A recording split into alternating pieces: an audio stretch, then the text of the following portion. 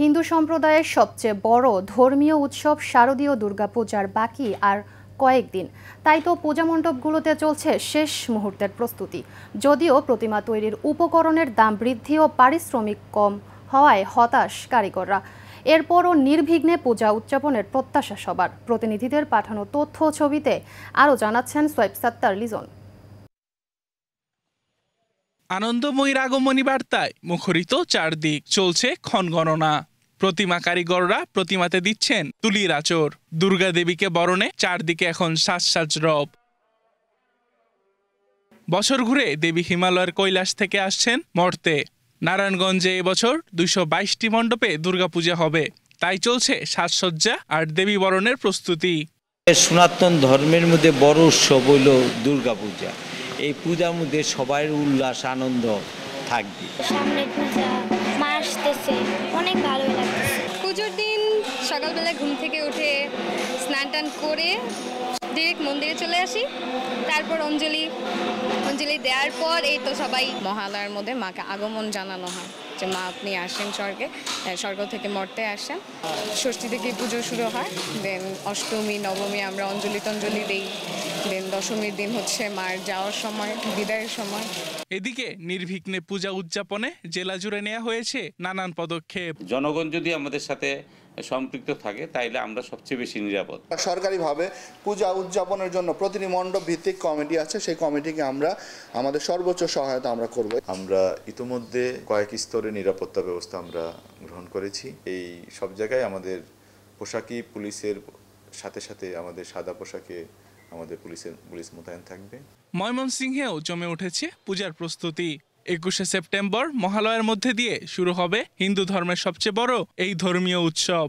এখন দিনে রাত্রে মিলিয়ে খুব দ্রুত আমরা কাজ করে যাচ্ছি, যেহেতু সময় কাছে গেছে। মূর্তি ডেলিভারি দিতে হবে প্রতি মণ্ডপে। আমরা এবছর টোটাল 17টা প্রতিমা তৈরি করতেছি। মাটির কাজ মোটামুটি অর্ধেকের কাছাকাছি চলে আসছে। আমরা ওই তুলনায় বেতনও পাই না, মালপত্র সব কিছু দাম বাড়তি, তাই আমাদের পোষায় না। এবার মাটির দাম, খেরের দাম, বাঁশের দাম, স্টাফের বেতন, ওই হিসাবে মূর্তির দাম বাড়ছে না। ময়মনসিংহে 781টি পূজা মণ্ডপে নির্বিঘ্নে পূজা উদযাপনে কঠোর নিরাপত্তা নিশ্চিতের প্রতিশ্রুতি প্রশাসনের। আমাদের জেলা পুলিশের পক্ষ থেকে একটা কেন্দ্রীয় একটা নির্দেশনা দেওয়া হয়েছে যে প্রত্যেকটা পূজা মণ্ডপে সিসি ক্যামেরাটা বাধ্যতামূলক করা হয়েছে, তারা যেন সিসি ক্যামেরাটা লাগায়। সেই হিসাবে আমরা ওইভাবে প্ল্যান করে টহল এবং আমরা বিভিন্ন মণ্ডপে ডিউটি হিসাবে 1000-এরও বেশি আমরা পুলিশ সদস্য রাখার চিন্তা ভাবনা করছি। শারদীয় দুর্গোৎসবকে ঘিরে ব্যস্ত সময় কাটাচ্ছে সাতক্ষীরার প্রতিমা শিল্পীরা। প্রতিদিন সকাল থেকে গভীর রাত পর্যন্ত চলছে কাজ। পূজার মোটামুটি সুষ্ঠুভাবে সম্পন্ন করার জন্য আইন শৃঙ্খলা বাহিনীর কাছে অনুরোধ করা হচ্ছে, তারা যেন সুষ্ঠুভাবে আমাদের দিকে লক্ষ্য রাখেন। যেহেতু রঙের কাজে ব্যস্ত আছি, আমরা ব্যস্ততার ভিতর দিয়ে সময় কাটাচ্ছি। আমরা চাই সবার কাছে যে আমরা এই পুজোটা যেন সুস্থ সুন্দরভাবে আমরা উপভোগ করতে পারি। পূজা আমাদের আনন্দ সকলের, এই আনন্দে আমরা আনন্দিত হই। আর আমাদের সবাই এখানে সাহায্য সহযোগিতা করে।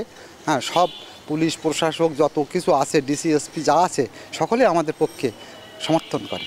এবারে সাতক্ষীরা জেলায় ব্যাপক উদ্দীপনার সাথে, আনন্দের সাথে আমাদের হিন্দু ধর্মের সবচেয়ে বড় উৎসব শারদীয় দুর্গা উৎসব উদযাপিত হচ্ছে। এবছর সাতক্ষীরায় 588টি মন্দিরে দুর্গাপূজা হবে। যে কোনো অপ্রীতিকর ঘটনায় রাতে কয়েক স্তরে নিরাপত্তা ব্যবস্থা নিয়েছে পুলিশ। এলইডি লাইট অর্থাৎ তাৎক্ষণিক বিদ্যুৎ চলে গেলে যেন একবারে অন্ধকার না হয়ে যায়, এটা যেন সর্বোচ্চ নিরাপত্তা যেন থাকে, সেইগুলোর কথা বলেছি ভলান্টিয়ারদের কথা। শান্তির বার্তা নিয়ে দেবী আসবেন ভক্তদের মাঝে, সেই প্রত্যাশা হিন্দু সম্প্রদায়ের। সোয়েব সাত্তার লিজন, এশিয়ান টেলিভিশন।